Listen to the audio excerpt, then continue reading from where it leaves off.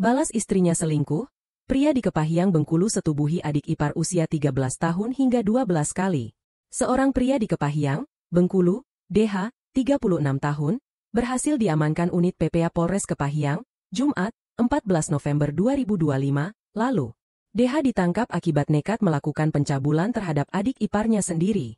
Kanit PPA Polres Kepahyang, Aibtu Dedi mengatakan perbuatan ini pertama kali dilakukan DH pada tahun 2018 lalu, di sebuah kebun di kawasan Tebat Karai, Kepahyang. Saat itu, DH melakukan pencabulan dengan paksa terhadap korban yang masih berumur 13 tahun. Dan aksi tersangka ini terus berulang. Tahun 2019, pelaku kembali melakukan aksinya, kali ini sudah melakukan persetubuhan. Aksi ini terus dilakukan sampai tahun 2025 ini, di rumah dan di pondok kebun. Totalnya 12 kali, kata Dedi kepada tribunbengkulu.com, Minggu, 16 November 2025.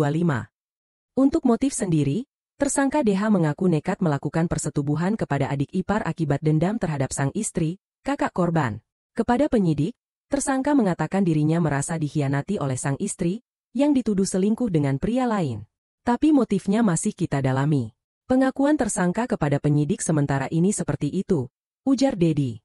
Setelah berulang kali melakukan persetubuhan, tersangka juga sempat membujuk korban, dengan mengatakan akan menikahi korban jika hamil. Kita berusaha memasukkan dua pasal terhadap tersangka, yaitu unsur paksaan, dan unsur bujuk rayu. Mudah-mudahan dua-duanya terbukti, ungkap Dedi. Pidana persetubuhan anak. Mengenai persetubuhan dengan anak serta perbuatan cabul, diatur dalam pasal 76D dan 76E UU 35 2014 sebagai berikut. Pasal 76D UU 35, 2014.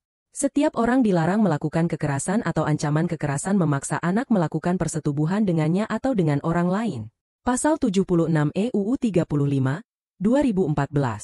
Setiap orang dilarang melakukan kekerasan atau ancaman kekerasan, memaksa, melakukan tipu muslihat, melakukan serangkaian kebohongan, atau membujuk anak untuk melakukan atau membiarkan dilakukan perbuatan cabul.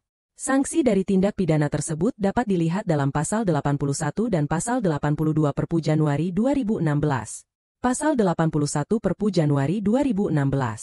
Setiap orang yang melanggar ketentuan sebagaimana dimaksud dalam Pasal 76D dipidana dengan pidana penjara paling singkat 5 tahun dan paling lama 15 tahun dan denda paling banyak 5 miliar rupiah.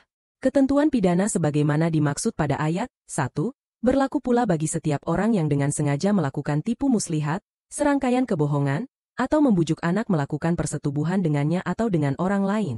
Dalam hal tindak pidana sebagaimana dimaksud pada ayat 1, dilakukan oleh orang tua, wali, orang-orang yang mempunyai hubungan keluarga, pengasuh anak, pendidik, tenaga kependidikan, aparat yang menangani perlindungan anak, atau dilakukan oleh lebih dari satu orang secara bersama-sama, pidananya ditambah sepertiga dari ancaman pidana sebagaimana dimaksud pada ayat 1.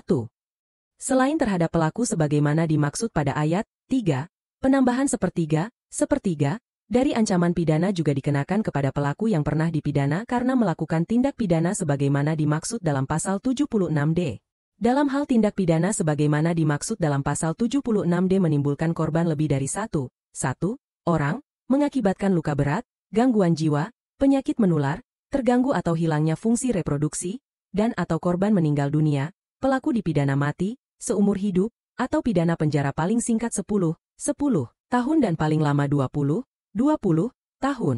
Selain dikenai pidana sebagaimana dimaksud pada ayat 1, ayat 3, ayat 4, dan ayat 5, pelaku dapat dikenai pidana tambahan berupa pengumuman identitas pelaku.